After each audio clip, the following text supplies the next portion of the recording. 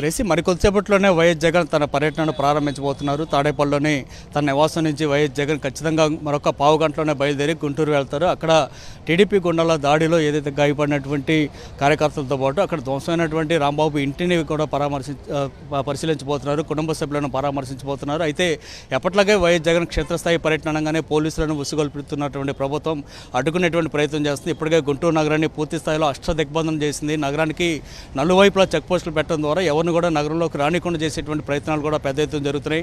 అయితే ఈ మొత్తం వ్యవహారానికి సంబంధించి మొత్తం మాట్లాడడానికి వైఎస్ఆర్ కాంగ్రెస్ పార్టీ నేత దేవినేని అవినాష్ ఉన్నారు. అవినాష్ గారు, ఈ జరుగుతున్నటువంటి వ్యవహారాన్ని ఏ విధంగా చూస్తున్నారు? జగన్ పర్యటన అనగానే పోలీసులు ఎక్కడెక్కడ చెక్ పోస్టులు పెట్టడం, కేడర్ని రానికుండా చేసే ప్రయత్నం, ఈ వ్యవహారాన్ని అడ్డంకులను ఏ విధంగా చూస్తున్నారు? ఏదైతే చంద్రబాబు నాయుడు కానివ్వండి, పవన్ కళ్యాణ్ కానివ్వండి, దొంగల్లాగా దొరికిపోయిన తర్వాత ఒక డైవర్షన్ పాలిటిక్స్ కోసం అంబటి రాంబాబు గారి ఇంటి మీద ధ్వంసం, కనీసం మహిళలని గారు చూడకుండా పాప ఆయన సతీమణి గారి పైన, ఇద్దరు వాళ్ళ కూతురుల పైన, వాళ్ళ పిల్లల పైన తెలుగుదేశం పార్టీ గోండాలు, రౌడీలు, అక్కడ సంబంధించిన రౌడీ షీటర్లు కానివ్వండి, బ్లేడ్ బ్యాచ్ కానివ్వండి, వాళ్ళందరూ గారు వాళ్ళ మీద దాడి చేస్తే పోలీసులు వాళ్ళందరూ గారు పట్టించుకోకుండా ఒక ప్రేక్షక పాత్ర పోలీసులు వ్యవహరిస్తాం ఈరోజు ప్రపంచం అంతా గారు చూసింది. ఈరోజు జగన్మోహన్ రెడ్డి గారు ఏదైతే మా పార్టీకి సంబంధించిన ఒక కాపు సీనియర్ నాయకుడిగా మాజీ మంత్రిగా ఉన్న అంబటి రాంబాబు గారు వాళ్ళ ఇంటికి వెళ్తుంటే ఈరోజు పోలీసు వాళ్ళు ఎవరైతే వైఎస్ఆర్ కాంగ్రెస్ పార్టీ నాయకులు ఉన్నారో, కార్యకర్తలు ఉన్నారో, జగన్మోహన్ రెడ్డి గారితో కలిసికట్టుగా వెళ్ళి అంబటి రాంబాబు గారి కుటుంబాన్ని పరామర్శించాలని అనుకుంటున్నారో ఈరోజు వాళ్ళని అడ్డుకునే ప్రయత్నం చేస్తాను. ఆ రోజు తెలుగుదేశం పార్టీ గోండాలు మీరు ఎందుకు ఆపుకోలేకపోయారు?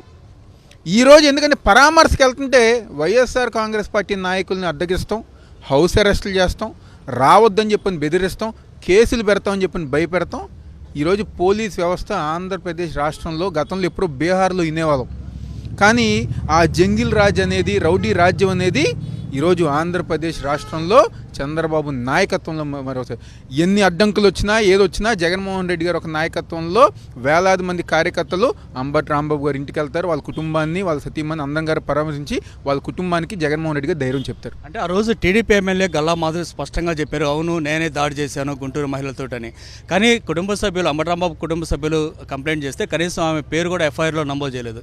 ఏ విధంగా చూస్తున్నారు పోలీసుల వ్యవహార శైలిని? చెప్తాం కదా, ఈరోజు గోండాలకి, రౌడీలకి, దారులకి చేసిన వాళ్ళకి రెడ్ కార్పెట్ వేస్తున్నారు.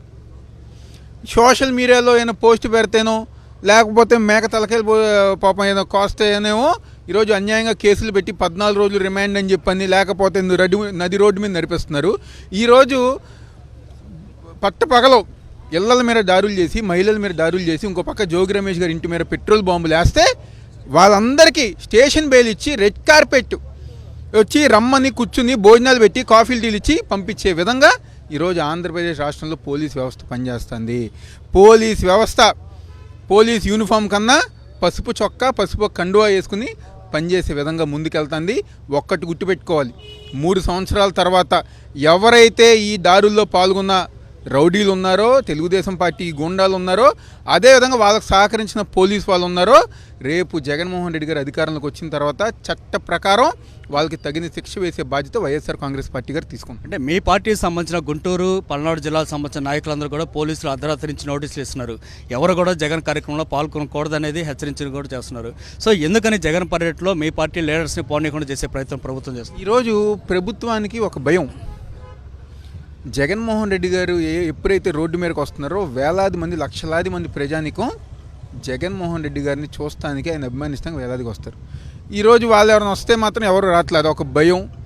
అదేవిధంగా ఎక్కడ ధైర్యం వస్తుందని చెప్పని ఈరోజు ఎక్కడెక్కడ ప్రతి ఒక్కరి గారు అడ్డుకుంటాం, హౌస్ అరెస్టులు చేస్తాం, నోటీసులు ఇస్తాం, ఎన్ని గారు చేస్తున్నారు.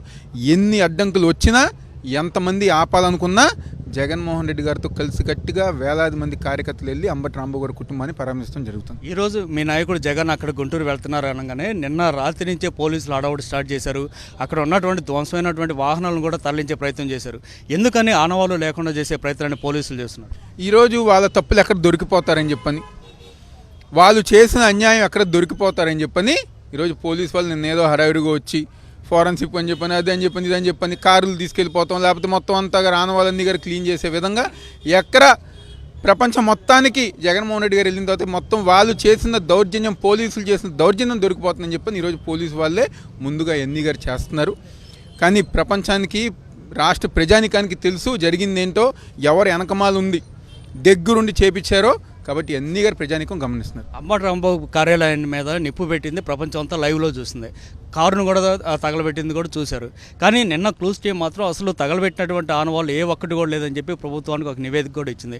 సో ప్రభుత్వానికి ఇలాంటి నివేదిక ఇవ్వడం పోలీసుల వ్యవహార శైలిపై మీరే ఉంటారు. ఇంతకన్నా దిగజారిపోయిన వ్యవస్థ ఇంకేనా, రాజకీయాలు ఇంకేమైనా ఉంటాయా? కళ్ళకు కట్టినట్టుగా మొత్తం అందరు గారు చూస్తే ఏమీ జరగలేదు, నిప్పంటించలేదని చెప్పని విధంగా వీళ్ళు మాట్లాడుతున్నారంటే ఆర్గనైజ్డ్ క్రైమ్ పోలీసుల సహకారంతో వాళ్ళు చేశారు.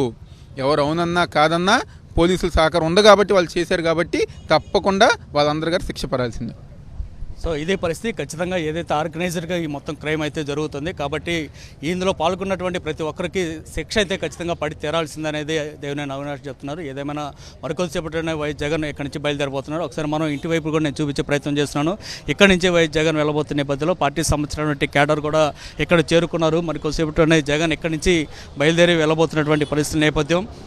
అయితే పోలీసులు మాత్రం ఎక్కడెక్కడ అడ్డుకునేటువంటి ప్రయత్నాలు చేస్తున్నప్పుడు కూడా ఖచ్చితంగా కార్యకర్తల నాయకులు మాత్రం వైఎస్ జగన్ పర్యటనలో పాల్గొనేందుకు పెద్ద సంఖ్యలో తరలి వస్తున్నారు. పోలీసులు గుంటూరు నగరాన్ని దిగ్బంధనం చేసినా, చెక్ పోస్టులు పెట్టినా సరే ఖచ్చితంగా జగన్కు తమ సంఘీభావం తెలియజేస్తాం, ఆయన కార్యక్రమంలో మేము పాల్గొంటామంటూ పార్టీ క్యాడర్ అంతా కూడా చెప్తున్నటువంటి పరిస్థితి కనిపిస్తూ ఉంది. గ్రేసీ.